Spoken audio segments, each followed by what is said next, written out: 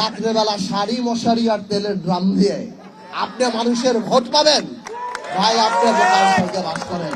আপনারা একটু ক্লিয়ার করেন না, আপনারা কি সৌদি জামাত, পাকিস্তান জামাত, সিরিয়ান জামাত না দুবাইয়ের জামাত? আমাদের প্রতিদ্বন্দ্বী যে প্রার্থী সে বাংলাদেশ জামাতে ইসলামের প্রার্থী, তাই না?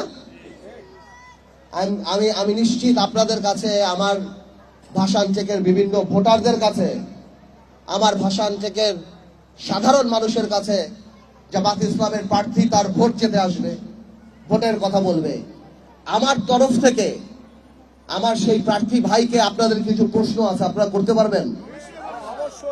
আপনারা ৭১ নিয়ে কথা বলার দরকার নাই, ৭১ সবাই জানে।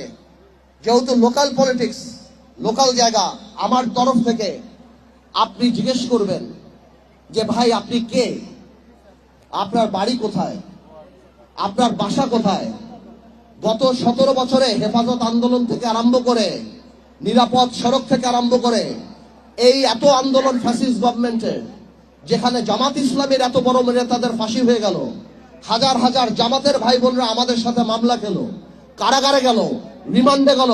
কই ভাই আপনাকে তো জীবনেও একটা কথা বলতে শুনলাম না। এত লক্ষ লক্ষ নেতা কর্মী, জামাত তো আমাদের সাথেই ছিল। আমি পার্থ যখন ২০১৮-তে জামাতের সাথে এক হয়ে এই আসনে নির্বাচন করলাম, আমার জামাতের ভাইরা, আমার বিএনপির ভাইরা, আমার বিজেপির ভাইরা যখন রাস্তায় রাস্তায় বাড়িতে বাড়িতে ঘুরে, আপনি কোথায় ছিলেন ভাই? আপনাকে তো একদিন দেখলাম না। পার্থ ভাই আপনার কিছু লাগবে কিনা আমি আপনার পাশে দাঁড়াই।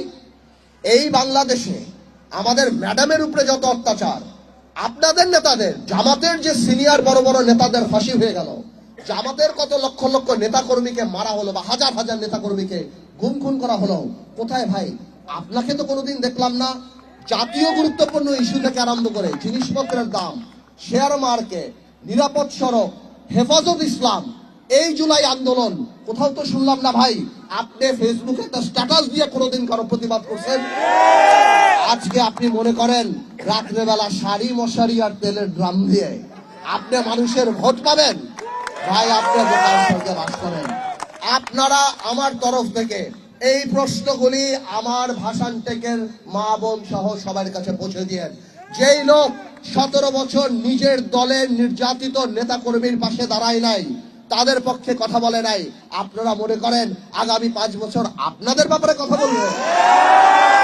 আরেকটা কথাও জিজ্ঞেস করতে চাই ভাই, আপনারা যদি ক্ষমতায় আসেন, আল্লাহ না করুক, যদি আসেন, তাহলে বলেন এই দেশে কি ১৬ই ডিসেম্বর হবে?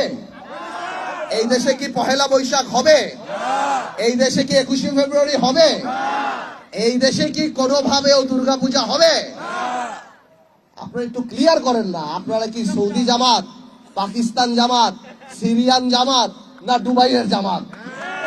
আমরা জানতে চাই, আমাদের মা বোনেরা যে বিকালবেলায় হাঁটে, আমাদের যে সামাজিক কিছু টলারেন্স আছে, সহ্য ক্ষমতা, পাশের বাড়িতে গান বাজতেছে, একটা হলুদের অনুষ্ঠান, একটা এই একটা সেই, সেসব সামাজিক জিনিসপত্র কি আমরা করতে পারবো? এইগুলি একটু ভোটারদের জিজ্ঞেস করেন, যে এই প্রশ্নগুলি বিবেচনা করার পর আপনি ঠিক করেন আপনি কাকে ভোট দিবেন। জান্নাতের টিকিট বেচার দিন শেষ। তরুণদের বাংলাদেশ, আবেগ নয় বিবেক দিয়েই আমরা নেতা নির্বাচিত করব। সবাই ভালো থাকেন, আল্লাহ হাফেজ।